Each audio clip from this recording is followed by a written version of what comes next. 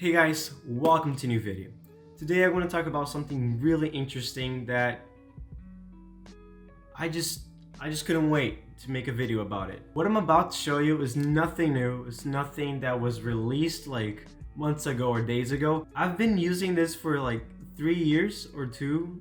I'm probably exaggerating, but it's old. The thing I'm talking about is Lightroom. Lightroom is an app made by Adobe which lets you edit photos. Not like Photoshop, but you can edit the look of it, not the photo itself. And I'll explain.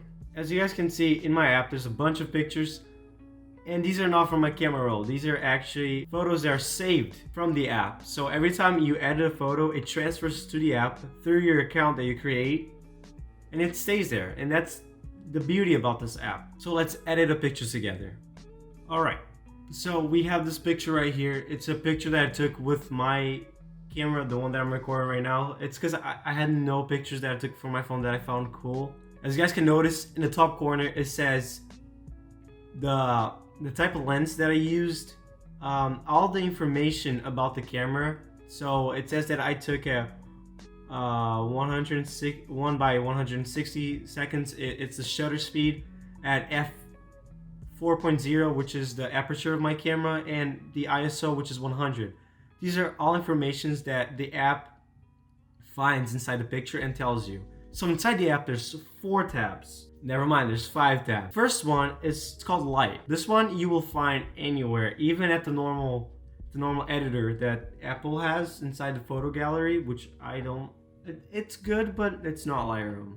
Inside this tab, you can see there's exposure. You can expose a picture, you can find the sweet spot and everything.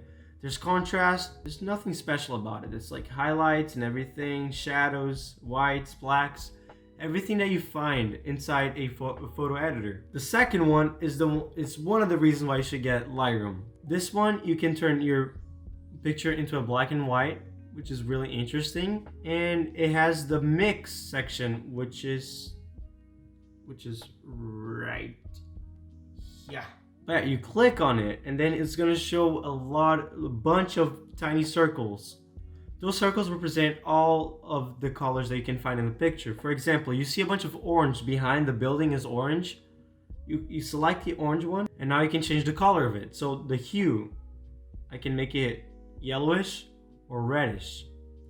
You might be asking, what's the point of that? You can do a lot of cool stuff with it. So orange is not a really good example because if I change orange, I'm changing my skin tones too. That's the problem, because orange is where the skin tones are. So in this picture, I don't know what I would do. I think I would tone down the saturation. I think the orange is way too orange. And I think that's it. And then below it, after you leave the mix section, there is white balance. There's the temperature, which is what you would find in any other photo editor, which is really good. Imagine you take a picture in the summer and everything looks so orangey and it's disgusting. You can tone it down to temperature. Tint is because some cameras, the sensors take pictures more green or more purple.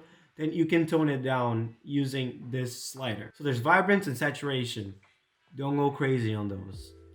It's one tip, don't go crazy on those. Of course, if the picture looks grayish, you can obviously go to vibrance and like saturation. But if you go way too much, you're not gonna post it, are you? Third tab, effects. So this one is really interesting. It has a lot of sliders that are really important to the picture. They are not fundamental, but can add a whole vibe to it. So texture, you can add texture to your picture. So I don't usually like it, but if you're taking photos of landscapes or really tiny objects, it could be good, but I feel like it just makes my skin look bad, and portraits, it's not good. You can tone it down for a more soft look, which it's perfect for portraits. It's amazing. There's clarity. Clarity is amazing. Let me show you what it does. If you slide it up, it adds I don't know how to explain it. It makes everything more, it just gives a new look to your picture, and it definitely makes it more sharp, which is interesting for landscapes. Clarity you need to use on landscapes. It's a must. So dehaze is pretty much separating the colors from each other. So if I take off the dehaze, you can see everything is like kind of blend in together, and that's really this not, I wouldn't say disgusting, it's it's not my style. I don't like it. So I feel like I'm more like, I would add the haze. I would definitely, I like the contrast between colors. I don't like them all muted like together. In some cases I do, but not most of the time. Vignetting. Vignetting is really good. It adds something, it adds this vibe to your picture. Of course, if you go full on vignetting your picture, it's gonna look disgusting and really weird. But if you're trying to achieve something like this, here's the app to do it. But if you're trying to go subtle, I recommend staying on the 20 below line. So same thing for the other side, which makes it black. It adds a cinematic feeling. So we can even go to 40 on this one. Yeah. So this is the before and there's the after. It just adds something. It just makes the photo 1,000 times better. The ones below it, vignetting, is just with just the type of vignetting that you want. And then there's grain. Grain, I personally like grain. It just adds that film look that you take from film cameras. So if I add grain, you can see. Of course, I'm not gonna go crazy with it because it looks disgusting. It's not noticeable, but like it just, I don't know. If you're looking for it and you see a bunch of dots. So everything that I'm showing right now is opinion based. So if you don't like it, you don't need to use it. It's just my personal opinion. I love using this. Tab number 4 is the detail tab. And here you can find sharpening and noise reduction. And color noise reduction, which I don't know a lot about. And I don't use it as much, but it's there. Sharpening, so let's zoom in the picture and add sharpness. It's pretty self-explanatory. It just makes the picture more sharp. I usually don't like that, but if my picture was kind of foggy, I would definitely add sharpness. Noise reduction. Noise reduction is just amazing for portraits. I already remember how I used another setting to make the skin look softer. This one makes it even more softer, but you gotta be careful with it. So when you take night pics, there's lots of grain. I do like grain, but the grain they get from night pictures, it's a different type of grain that is not welcome. It just ruins the whole picture. So this noise reduction, it reduces that. Problem is, it makes the image softer. But sometimes you want that because of portraits. You want to take pictures of your face and you don't want to see those tiny cracks in your skin or like acne, like you don't want those things. You can always throw a noise reduction in. You don't see as much difference because there's already grain, I added grain. If I put it all the way in, you're gonna see that my skin looks soft. And if I put it all the way in and I leave it like that, overall, when you look at it from far away, I just look like a mannequin.